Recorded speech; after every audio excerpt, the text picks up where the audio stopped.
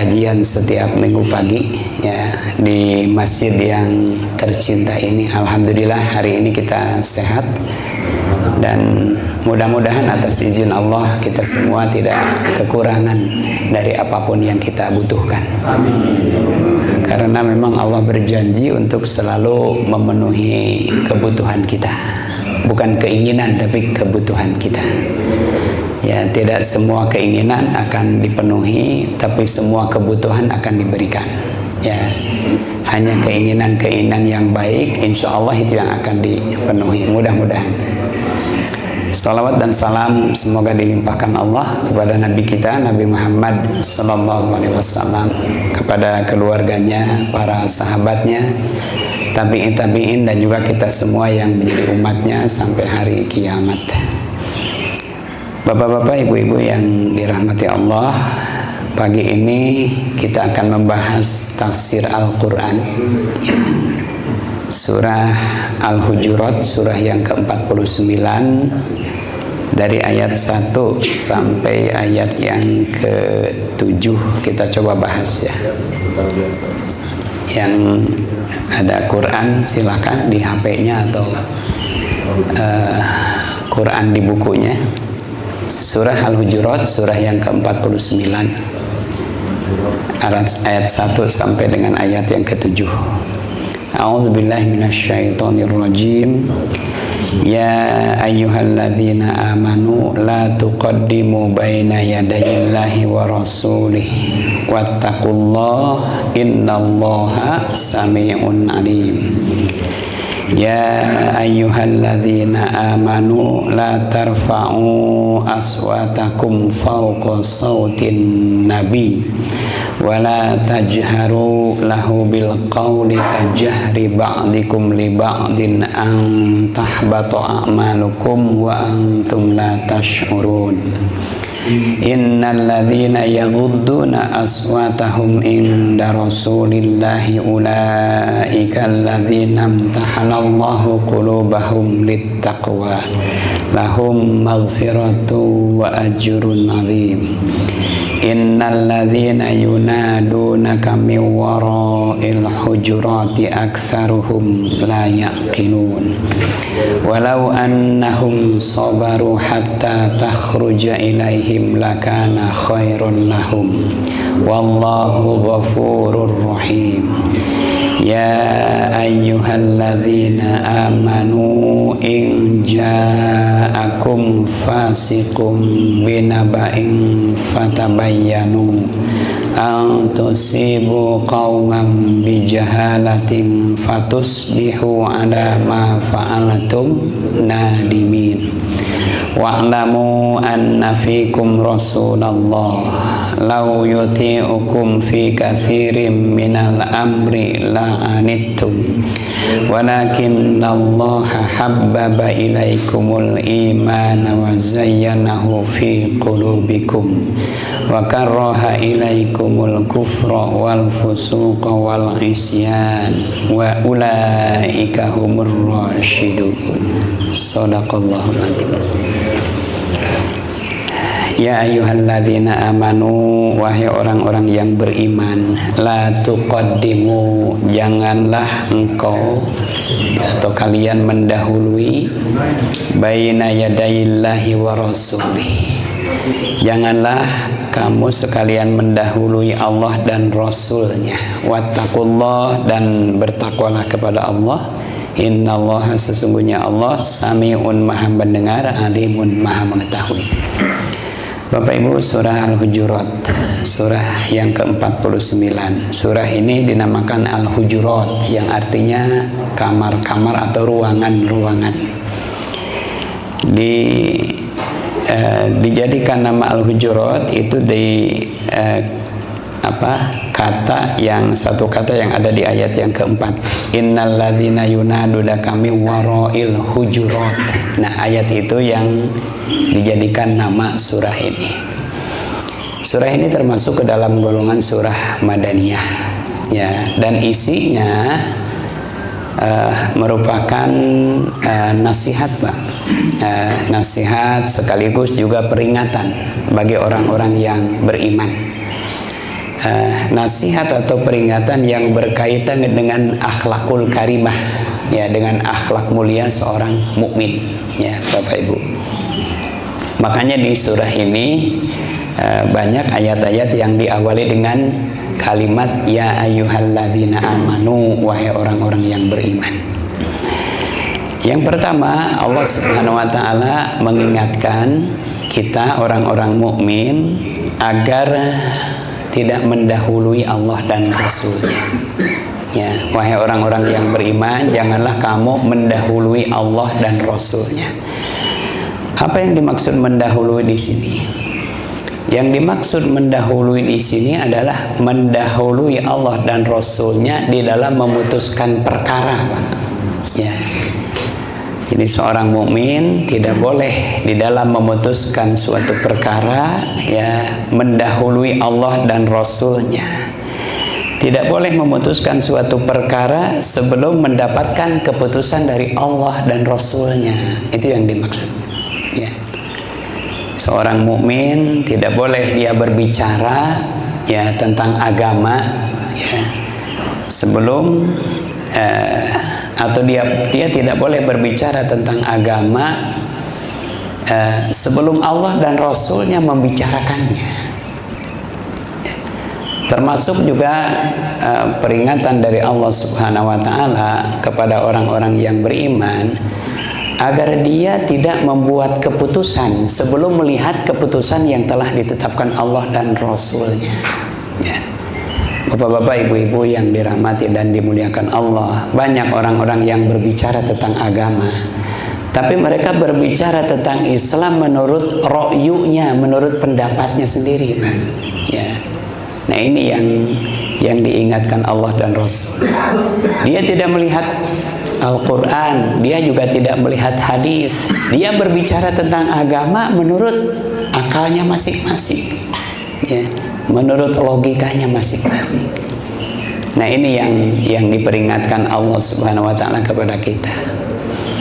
Bapak Ibu yang dirahmati dan dimuliakan Allah, ada seorang sahabat Nabi yang diutus ke negeri Yaman untuk mengajarkan Islam di sana, namanya sahabat Mu'adz bin Jabal, ya.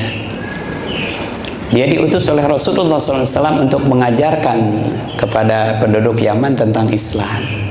Nah, sebelum berangkat, Rasulullah bertanya kepada Mu'adz bin Jabal, ya Mu'adz, wahai Mu'adz, ya, dengan apa kamu akan memutuskan suatu perkara? Maka Mu'adz mengatakan, aku akan memutuskan perkara menurut apa yang diturunkan Allah. Ya, aku akan memutuskan perkara dengan kitabullah, dengan Al-Quran. Lalu kata Nabi, kalau tidak ada di dalam Al-Quran, ya, dengan apa kamu akan memutuskan suatu perkara? Kata Mu'adz, aku akan memutuskannya dengan sunnah Rasulnya. Ya. Jika tidak ada di dalam sunnah Rasulku, apa yang akan kamu putuskan? Aku akan memutuskan perkara menurut ijtihadku, menurut pendapatku. Ya, kemudian Rasulullah menepuk-nepuk pundaknya Mu'adz dan mengatakan, segala puji bagi Allah yang telah menjadikan, ya, seseorang benar di dalam perbuatan dan perkataannya. Ini bapak-bapak, ibu-ibu, ya. Jadi kalau kita lihat apa yang dikatakan Mu'adz, pertama dia akan memutuskan perkara menurut Alkitab, menurut kitabullah, Al-Quran. Yang kedua, dia akan memutuskan perkara menurut hadis, menurut sunnah Rasulnya. Baru yang terakhir dia memutuskan perkara menurut ijtihadnya, menurut pendapatnya sendiri. Jadi ijtihad, ya, pendapat itu nomor 3, Pak, ya, setelah Al-Quran dan As-Sunnah. Ini yang diperingatkan Allah. Banyak orang-orang yang berbicara, ya, tentang perkara-perkara agama, tapi mereka tidak melihat, ya, kitabullah, mereka juga tidak melihat sunnah Rasulullah. Ya, mereka hanya berbicara menurut pendapatnya masing-masing. Bapak Ibu, apa jadinya kalau kita bicara tentang agama menurut pendapatnya masing-masing? Pasti di situ akan banyak ikhtilaf, akan banyak perbedaan. Ini Bapak Ibu. Kemudian wattaqullah, ya, di ayat yang pertama ini Allah Subhanahu wa taala memerintahkan agar orang-orang mukmin itu selalu bertakwa kepada Allah. Wattaqullah, dan bertakwalah kepada Allah. Di dalam tafsir Al-Maraghi, perintah bertakwa di sini itu adalah takut, ya. Jadi yang dimaksud bertakwa di sini adalah takut, dan takutlah kalian kepada Allah. Bapak-bapak, ibu-ibu, sekali lagi penting bagi kita untuk memiliki rasa takut, ya. Rasa takut kepada Allah. Kenapa? Karena takut ini akan menumbuhkan ketundukan. Rasa takut ini akan menumbuhkan kepatuhan, ya. Seseorang menjadi patuh, seseorang menjadi tunduk karena adanya rasa takut. Ya, kita semua tunduk dengan segala perintah Allah. Salah satunya karena itu, ya. Semakin besar rasa takut kita kepada Allah, akan semakin tinggi, ya, ketaatan dan kepatuhan kita kepada Allah. Semakin kita mengenal Allah, akan semakin kita takut kepada Allah. Semakin kita tahu tentang sifat-sifat Allah, akan semakin takut, gitu. Makanya di Quran disebutkan orang yang lebih pantas takut kepada Allah itu adalah para ulama. Innama yakhsyallaha min ibadihil ulama, ya. Innama yakhsyallaha min ibadihil, sesungguhnya orang-orang yang pantas untuk takut kepada Allah itu mereka adalah para ulama, ya. Kenapa para ulama itu dikatakan orang-orang yang lebih takut kepada Allah? Karena mereka orang-orang yang lebih mengenal Allah, ya. Mereka orang-orang yang lebih tahu tentang sifat-sifat Allah. Jadi pantas kalau ulama itu dikatakan sebagai manusia-manusia yang lebih takut kepada Allah. Tapi Bapak Ibu, ada nggak ulama yang tidak takut kepada Allah? Ada nggak, Pak? Ada, banyak, Pak. Ya, banyak ulama yang mengaku ulama atau ulama lah, dia tidak takut kepada Allah. Dia mengeluarkan keputusan-keputusan yang bertentangan dengan Allah dan Rasulnya. Dia mengeluarkan fatwa-fatwa yang bertolak belakang dengan Allah dan Rasulnya. Ada itu. Ini ulama yang dikatakan ulama su itu mungkin, ya, ulama yang buruk. Innallaha sami'un alim, sesungguhnya Allah maha mendengar lagi maha mengetahui. Kemudian ayat yang kedua, ya ayyuhalladzina amanu, wahai orang-orang yang beriman, la tarfa'u aswatakum fawqa sautin nabi, janganlah kamu meninggikan suara melebihi suara Nabi, ya. Janganlah kamu meninggikan suara melebihi suara Nabi, ya. Ini juga peringatan, Pak, ya, kepada kita semua orang-orang mukmin agar tidak meninggikan suara melebihi suara Nabi.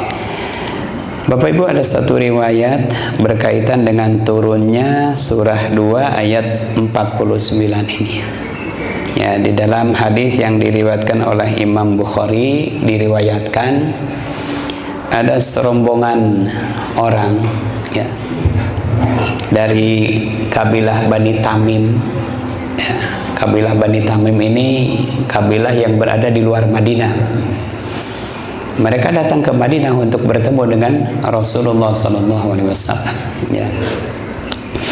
Dan para sahabat Nabi mendengar datangnya rombongan dari Bani Tamim ini, ya. Kemudian Abu Bakar mengatakan, ya, rombongan itu dipimpin oleh Al-Qaqa bin Ma'bad, ya. Jadi kata Abu Bakar memberitahu kepada orang-orang, ya, kabilah itu dipimpin oleh, ya, Al-Qaqa bin Ma'bad, ya. Begitu kata Abu Bakar, ya. Tapi Umar mengatakan bukan. Pemimpin kabilah itu, pemimpin rombongan itu namanya adalah Al-Aqra bin Al-Harith, ya, kata Umar bin Khattab. Ya, kata Abu Bakar, aku mengatakan itu karena mendengar dari salah seorang di antara mereka. Kata Abu Bakar bahwa pemimpinnya itu bernama Al-Qaqa bin Ma'bad. Kata Abu Bakar, kata Umar, aku juga mendengar dari salah seorang di antara mereka. Kata Umar, kata Abu Bakar, kamu memang selalu menyela saya, gitu. Kata Abu Bakar begitu. Akhirnya berantem pada orang itu. Ya.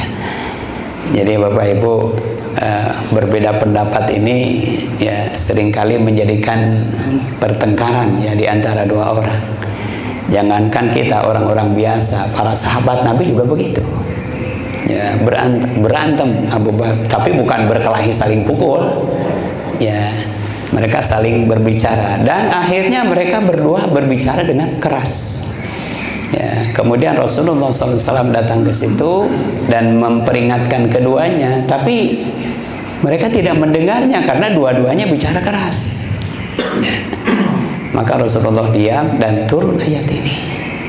Setelah keduanya selesai mereda, ya, kemudian Rasulullah mengatakan kepada keduanya, ya wallahi demi Allah telah turun satu ayat tentang kalian berdua. Ya, lalu Rasulullah membacakan ayat ini. Ya ayyuhalladzina amanu, wahai orang-orang yang beriman, janganlah engkau meninggikan suara melebihi suara Nabi. Nah, kemudian bapak-bapak, ibu-ibu keduanya menangis, ya.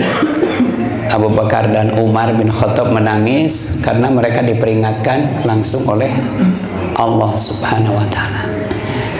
Yang pertama menangis karena ditegur, yang kedua menangis karena bahagia, Pak. Ya, kalau menangis karena ditegur itu ya wajar. Tapi mereka menangis karena bahagia. Kenapa bahagia, Pak? Ya. Kenapa mereka menangis bahagia? Karena yang menegur mereka bukan manusia. Ya, yang menegur mereka adalah Allah Subhanahu wa taala. Itu yang membuat mereka bahagia. Ya. Nah, setelah turun ayat ini, Abu Bakar tidak pernah berbicara kepada Nabi kecuali dengan berbisik. Ya, setelah turun ayat ini. Dan Umar bin Khattab setiap kali berada di hadapan Rasulullah atau setiap kali berada di dalam majelisnya Rasulullah, beliau tidak pernah berbicara sama sekali. Ya, sampai orang-orang bertanya, kenapa Anda kalau berkumpul bersama Nabi tidak pernah lagi berbicara? Kata Umar apa? Aku khawatir terkena surah Al-Hujurat ayat yang kedua ini. Itu bapak-bapak ibu. Inilah sahabat-sahabat Nabi, orang-orang yang mulia, ya. Ya, mereka orang-orang yang memiliki akhlak sangat luhur, Pak. Ini orang-orang pilihan. Ya, sampai para sahabat Nabi ini adalah orang-orang yang namanya atau tentang mereka seringkali disebut di dalam Al-Quran. Dan mereka adalah orang-orang yang dijamin masuk surga, Pak. Ya, di surah yang ke-9 ayat yang ke-100 Allah Subhanahu wa taala berfirman, ini tentang sahabat. As-sabiqunal awwaluna minal muhajirin wal ansar walladzina taba'uhum bi ihsanin radhiyallahu anhum wa radu'an. Dan orang-orang yang terdahulu lagi pertama-tama masuk Islam di antara sahabat muhajirin dan ansar, dan orang-orang yang mengikuti mereka dengan baik, maka Allah ridho kepada mereka, mereka pun ridho kepada Allah. Allah sediakan bagi mereka surga-surga yang mengalir di bawahnya sungai-sungai. Mereka kekal di dalamnya selama-lamanya. Itulah kemenangan yang agung. Ini sahabat Nabi. Rasulullah pernah mengatakan, ashabi ashabi kan nujum bi ayyin iqtadaitum ihtadaitum. Sahabat-sahabatku seperti bintang, Pak, katanya. Kepada yang mana saja kamu ikut, kamu akan mendapat petunjuk. Itulah bedanya para sahabat dengan kita. Bapak-bapak, ibu-ibu, ya, bagaimana sekarang ayat ini diterapkan di kehidupan kita sekarang? Ya. Wahai orang-orang yang beriman, janganlah kamu meninggikan suara melebihi suara Nabi. Ya, kalau dulu nabinya masih hidup, sekarang nabinya sudah tidak ada, Pak. Ya. Atau diteruskan, wala tajhar bil qauli kajahri ba'dikum li ba'din. Ya, dan jangan engkau berbicara keras di hadapan Nabi, ya, seperti engkau berbicara seperti sebagian lain berbicara kepada sebagian yang lainnya. Ya, maksudnya jangan orang-orang mukmin berbicara dengan suara keras di hadapan Nabi seperti mereka berbicara dengan sesamanya. Bapak Ibu, Rasulullah itu ya seorang manusia biasa, tapi kelebihannya beliau adalah utusan Allah. Nah, dan setiap Rasul itu selalu menjadi imam bagi umatnya. Nah, Allah Subhanahu wa Ta'ala memerintahkan agar orang-orang mukmin ya itu menjadikan semua Rasul, semua Nabi itu adalah pemimpinnya. Dan Allah perintahkan kepada semua orang mukmin agar menghormati nabinya. Itu bapak-bapak, ibu-ibu ya. Nah, bagaimana kita menerapkan ya ayat ini dalam kehidupan sekarang? Ya, Rasulnya sudah tidak ada, nabinya juga sudah meninggal. Ya, bagaimana kita menerapkan? Bapak-bapak, ibu-ibu, Rasulullah sudah wafat. Ya, beliau sudah tidak ada lagi dalam kehidupan sekarang. Ya, tapi tentu asarnya, ajarannya itu masih terus ada sampai hari kiamat. Nah, menerapkan ayat ini dalam kehidupan sekarang adalah kepada para pewarisnya, Pak. Rasul telah tiada, tapi beliau punya pewaris. Ada orang-orang yang mewarisi Nabi, dikatakan pewaris-pewaris Nabi. Siapa Bapak Ibu? Pewaris Nabi itu siapa? Para ulama. Ya. Para ulama itu menurut pendapat Imam Ibnu Katsir di dalam tafsirnya, bahwa diterapkan dalam kehidupan sesudah Nabi adalah kepada para ulama, karena mereka adalah para pewaris Nabi. Rasulullah mengatakan al-ulama warasatul anbiya. Para ulama itu mereka adalah para pewaris Nabi. Ya, jangan memanggil Rasulullah dengan panggilan-panggilan yang tidak pantas. Bersuara keras pun juga dilarang, apalagi memanggil Nabi dengan panggilan-panggilan yang tidak sopan, Bapak Ibu. Antah bato, jangan sampai ya antah bato a'malukum wa antum la tashkurun. Jangan sampai karena perbuatan seperti itu maka amal-amalmu itu akan hapus ya. Jadi perbuatan seperti itu bisa menghapus amal, bisa menghapus kebaikan. Jadi ya jangankan kepada para pewaris Nabi, Pak, kepada orang yang lebih sepuh juga kan kita harus hormat ya. Ya, kepada orang tua kita, ya kepada apa saudara-saudara tua kita, kepada pemimpin kita juga.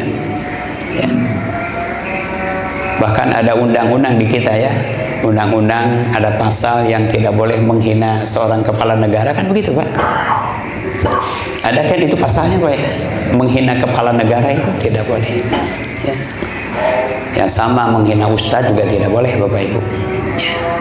Kata ustadz pika sebelen ya, pika sebelen ya ulah disebutkan. Ada cerita itu ada seorang perempuan ya ditanya oleh keponakannya, Bibi, kata Bibi, kenapa tidak pernah ngaji sama Ustadz Dudung? Ustadz Dudung yang mana? Itu Ustadz Dudung yang di masjid sebelah. Kenapa Bibi nggak pernah ngaji? Orang lain pada rame ke sana. Ah, Ustadz bika sebelen. Kenapa? Bibi ngomongin tetangga itu nggak boleh ngomongin tetangga. Ari Ustadz tiap hari ngomongin orang. Ngomongin siapa? Itu Abu Jahal tuh setiap hari diomongin. Kamu lamun geus ngagogoreng Firaun cenah geuleuh. Kata keponakannya, Bibi itu memang orang-orang jahat yang pantas untuk diomongin. Ah, si tetangga saya lebih jahat. Itu menang diomongin.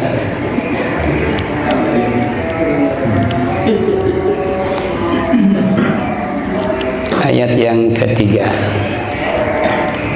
innal ladzina yaghudduna aswatahum, sesungguhnya orang-orang yang merendahkan suaranya atau suara mereka inda Rasulillah, di hadapan Rasulullah, Ya, orang-orang yang merendahkan suaranya, orang-orang yang berbicara perlahan di hadapan Rasulullah, ulaikal ladzina imtahanallahu qulubahum littaqwa. Mereka adalah orang-orang yang telah diuji Allah, ya, ketakwaan mereka.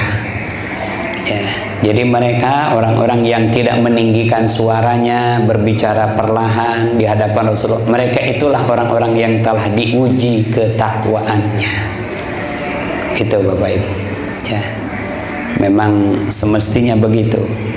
Lahum maghfiratun, bagi mereka ada ampunan, wa ajrun azim, dan pahala yang besar. Ayat yang keempatnya,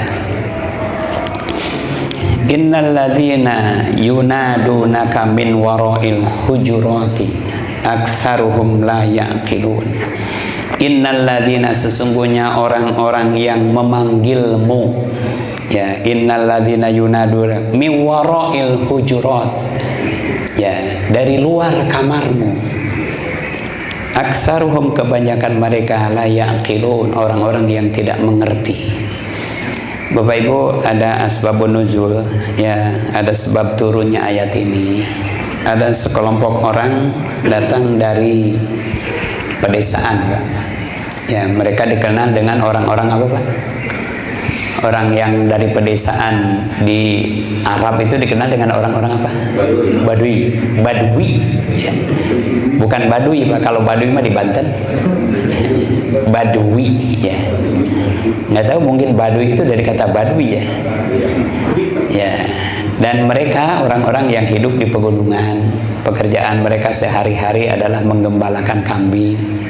Mereka tinggal di daerah yang keras, Pak. Ya, di alam yang keras. Jadi pantas kalau orang-orang seperti ini tidak belajar atau kurang mengetahui tentang adab, tentang tata krama, tentang sopan santun.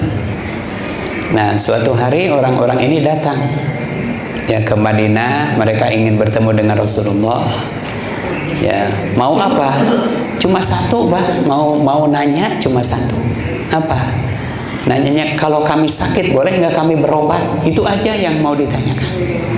Ya, ya Rasulullah, kalau kami sakit boleh nggak kami berobat? Mau nanya itu. Ya. Tapi mereka datang rombongan, dan ketika Rasulullah masih berada di dalam rumahnya, mereka teriak-teriak, ya, dari luar rumah. Ya Muhammad, ya ukhruj alaina, ya Muhammad, wahai Muhammad keluar, ini ada kami. Teriak-teriak begitu, ya, maka turun ayat ini. Jadi orang-orang yang memanggil engkau Muhammad dari luar kamarmu, kebanyakan mereka adalah orang-orang yang tidak mengerti. Mereka orang-orang desa, orang-orang kampung yang tidak mengenal tata krama. Itu, ya, teriak-teriak. Ya, di ayat yang kelimanya, walau annahum sobaru, sekiranya mereka bersabar menunggu, ya, hatta takhruja ilaihim, sampai engkau keluar menemui mereka, lakana khairul lahum, itu kan lebih baik bagi mereka. Ketika Rasulullah diberitahu, ya, bahwa ada orang-orang dari Badui, orang dari pedesaan, mereka sudah teriak-teriak. Ya, Rasulullah pasti keluar. Hanya seperti itu. Wallahu ghafurur rahim, dan Allah Maha Pengampun lagi Maha Penyayang. Ada kan begitu, Pak, ya? Kadang-kadang kita melihat dalam kehidupan sekarang ada orang ketika bertamu dari luar, dia sudah teriak-teriak manggil yang punya rumah. Pak Asep, atau Pak Asepnya gitu. Pak Ajat manggil-manggil teriak dari luar rumah. Ya. Itu tidak, ya, dikatakan tidak berakhlak gitu, Pak, kurang tata krama seperti itu. Tapi mungkin ada juga yang karena saking akrabnya begitu, ya, teriak memanggil yang punya rumah.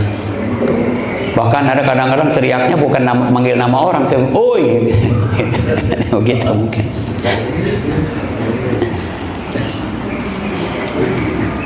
Walau annahum sabaru hatta takhruja ilaihim lakana khair. Sekiranya mereka bersabar sampai engkau keluar menemui mereka, itu lebih baik bagi mereka. Dan Allah Maha Pengampun. Artinya apa? Allah memaafkan mereka. Kenapa? Karena mereka orang-orang yang tidak tahu. Ya. Ayat yang ke-6. Ya ayyuhalladzina amanu, wahai orang-orang yang beriman, in ja'akum fasiqun binaba'in. Wahai orang-orang yang beriman, jika datang kepadamu seorang fasik membawa berita, ya, fatabayyanu, maka telitilah berita itu. Ya. Jadi ayat ini sekali lagi peringatan kepada orang-orang yang beriman agar tidak langsung percaya dengan suatu berita yang datang kepada kita. Ya, berita itu apa bahasa Arabnya, Pak? Bahasa Arabnya berita itu khobar berita itu. Ya, dan apa yang disebut dengan khobar? Khobar itu syai'un bainas sidqi wal kidbi. Itu namanya khobar. Khobar itu sesuatu antara benar dan salah. Mungkin benar, mungkin salah. Mungkin benar, mungkin bohong. Ya, hoak. Itu khobar. Nah, jadi orang-orang mukmin apabila mendapatkan suatu berita, ya jangan langsung percaya. Ya, apalagi kalau yang membawa berita itu orang-orang fasik, orang-orang yang tidak bertanggung jawab. Ya, antusibu qauman bijahalatin, jangan sampai engkau menimpakan musibah kepada suatu kaum dalam keadaan tidak tahu. Karena berita itu sampai kita membuat kesimpulan, Mbak, atau karena berita itu tanpa diteliti sampai kita membuat keputusan, menuduh orang itu dengan tuduhan yang tidak benar. Bapak Ibu, surah ayat ini juga ada asbabun nuzulnya. Ya, ada asbabun nuzulnya. Ada seorang sahabat namanya, lupa saya namanya. Beliau diutus Allah Subhanahu wa taala untuk mendatangi kaum Mu'ad, bukan Mu'ad, ya Mu'ad bin Adi. Jadi beliau diutus untuk mendatangi kaumnya Mu'ad bin Adi, sahabat ini. Kaum itu belum lama masuk Islam, Pak, kaum itu. Nah, Rasulullah mengutus sahabat kepada kaum itu untuk mengambil zakat. Ya. Nah, ketika orang-orang di kabilah itu mendengar ada utusan yang mau datang, mereka senang, kan? Lalu mereka kumpulkan zakat, dan ketika sahabat ini datang, mereka menyambutnya. Tapi dari kejauhan sahabat ini melihat orang-orang itu seperti hendak menyerangnya, Pak. Ya, padahal mereka hendak menyambutnya, tapi sahabat ini melihat hendak menyerangnya, lalu balik lagi dan melaporkan kepada Rasulullah bahwa kabilah Mu'ad bin Adi itu hendak memerangi dia, gitu. Ya, kemudian Rasulullah sempat marah, Pak. Kenapa orang-orang Mu'ad bin Adi itu seperti itu? Sempat marah. Tapi tidak lama kemudian datang salah seorang utusan dari kaum itu, ya, bertanya kepada Rasulullah, ya Rasulullah, kami mendengar orang yang akan memungut zakat. Tapi kenapa ketika orang itu datang dia balik lagi? Ya. Jadi balik laginya karena apa, Pak? Tadi karena dia mengira orang-orang itu akan menyerangnya. Salah faham, Pak. Salah faham. Nah, turun ayat ini. Ya. Jadi jangan langsung percaya, teliti dulu. Ya, boleh jadi berita itu salah atau boleh jadi berita itu bohong. Ya, sehingga kalau kita langsung percaya tanpa diteliti, kita akan menuduh seseorang dengan tuduhan yang tidak benar, yang pada akhirnya akan membuat orang-orang mukmin itu menyesal. Itu Bapak Ibu. Dulu ada teman saya, Pak, santri, ya, namanya Abdus Salam. Ya, orang sini, orang Cibabat. Nah, dia pernah ketika dia lagi pesantren, dia berkelahi dengan orang-orang kampung. Ya, dia berkelahi dengan orang kampung. Terus pulang bicara ke teman-temannya di pondok pesantren. Saya tadi dipukulin sama orang-orang kampung katanya. Nah, ada salah seorang santri namanya Eko.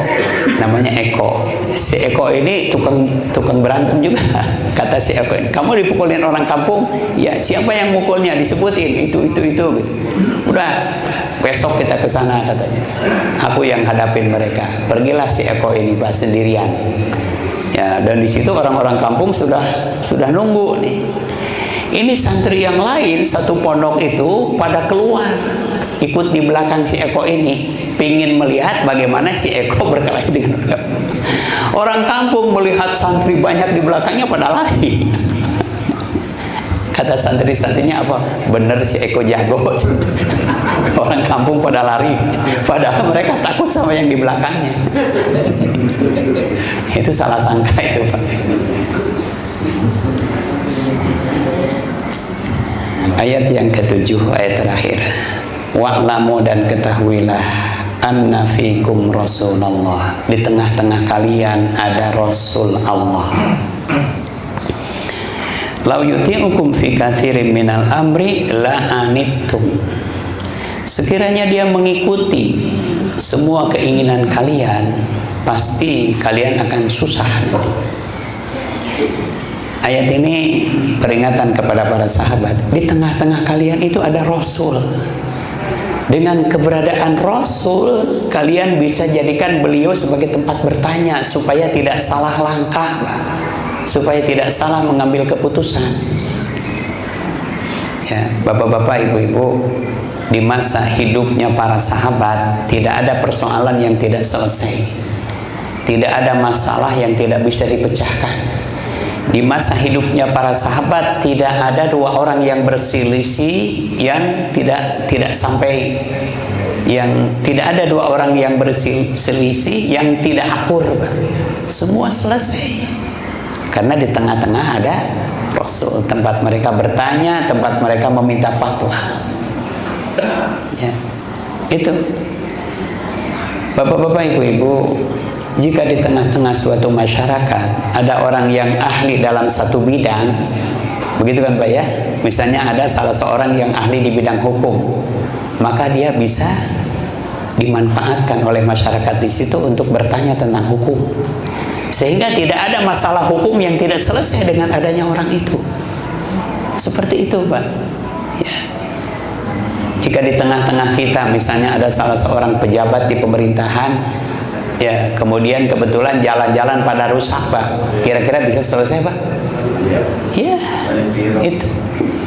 Ya, ini di tengah-tengah ada ustadz misalnya, di tengah-tengah lingkungan kita ada orang yang ngerti agama, maka jadikan orang itu sebagai tempat bertanya tentang urusan agama. Itu bapak-bapak, ibu-ibu maksudnya. Sekiranya dia Rasul itu mengikuti semua kalian, itu akan membuat kalian susah. Kalau Rasul selalu mengikuti keinginan umatnya, jadi susah Pak nanti. Ya, kenapa susah? Bapak Ibu, tidak semua doa dikabulkan ya. Ada doa yang dikabulkan, tapi ada juga doa-doa yang tidak dikabulkan. Kenapa? Kalau semua doa dikabulkan, bisa rusak dunia ini. Betul Pak? Kalau ada dua negara berperang, ya, rakyat di negara ini mendusuk semoga negara itu hancur, yang di sini juga berdoa semoga negara itu hancur. Apa jadinya Pak? Kalau dua-duanya dikabulkan, hancur dua-duanya. Makanya ada doa yang dikabulkan, ada doa yang tidak. Ya. Kalau semua dikabulkan, hancur. Ada seorang laki-laki pergi haji bawa dua istrinya, yang tua dan yang muda. Di Ka'bah itu kedua istrinya berdoa, ya Allah, kata yang tua, semoga istrinya yang muda diceraikan. Yang muda juga berdoa seperti itu. Akhirnya pulang haji apa Pak? Dua-duanya cerai. Dikabulkan dua-duanya.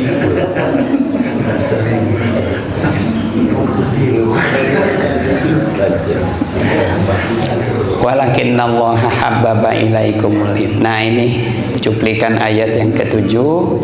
Walakinnallah, akan tetapi Allah, habbaba ilaikumul iman, akan tetapi Allah menjadikan kalian cinta dengan keimanan.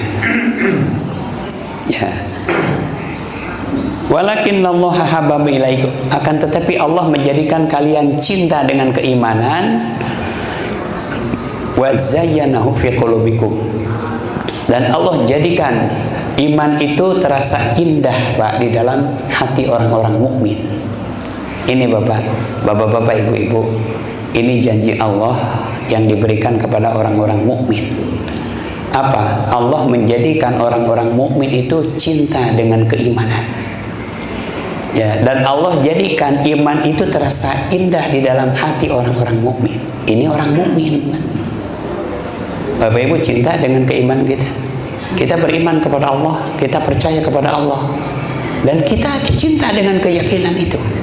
Itu anugerah Allah, itu karunia Allah. Ya. Dan iman itu terasa indah, Pak. Dengan iman maka hidup ini terasa indah.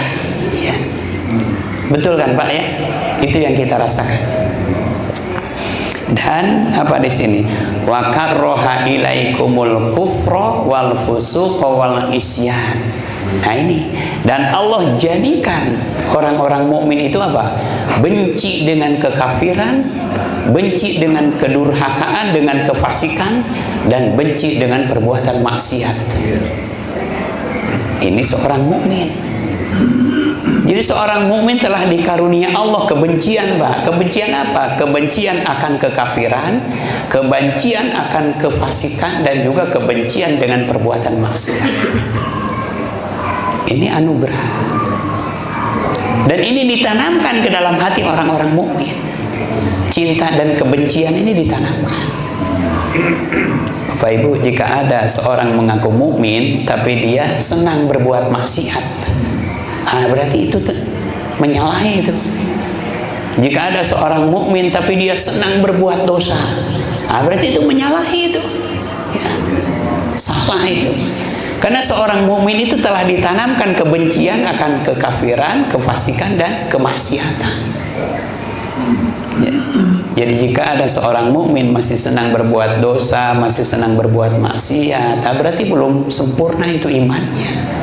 Ya. Itu Bapak Ibu. Ya, ulaika humur rasyidun. Merekalah orang-orang yang mendapat petunjuk.